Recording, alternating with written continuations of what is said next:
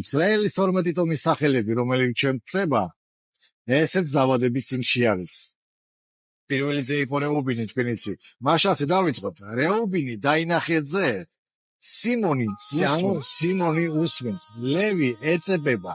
იუდა უფალს ადიდებს. დანი განრჩის. ნაფთალი შეებრძოლება. გადი იბედნიერებს.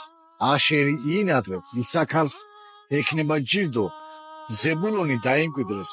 იოსები მომატება. ბენიამინი მამის მარჯვნივ. ეს ყველა 12 სახელი, რომელიც ჩვენ არის იაკობის შვილების განმარტებით წაგიგებთ. მოდი ახლა შევკრათ ეს სახელები, რა წინადადებას გვაძლევს. დაინახეძე, რომელიც უსმენს, ეწებება, ადიდებს უფალს, განსჯის, შეებრძოლება, იბედნიერებს და ინათლებს. ექნება ჯილდო და იმკვიდრებს, მოემატება და მამის მარჯვნივ იქნება.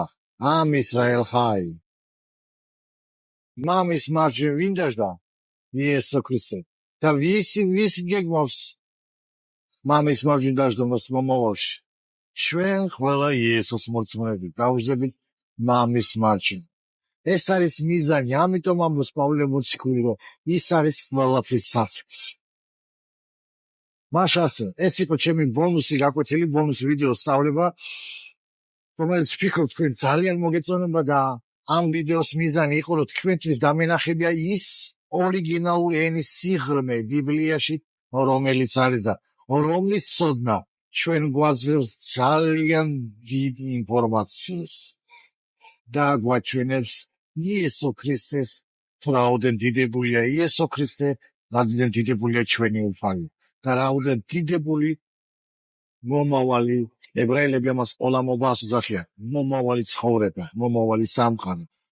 რა დიდებული გველოდება ჩვენს, რა თქმა უნდა ჩვენს უფალში იესო ქრისტეში.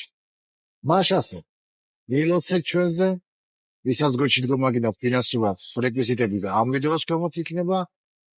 ილოცეთ ქვეყნიერებისათვის, ჩვენი ქვეყნისათვის პირველ რიგში, ილოცეთ ისრაელისათვის, ილოცეთ საქართველოსთვის, მადლობა ყურადღებისათვის. ეს უკვე მართლა ბოლო ვიდეოა ამ წელიწადს და მომავალში რა იქნება, იყოს იმ გამჩენის იმედზე.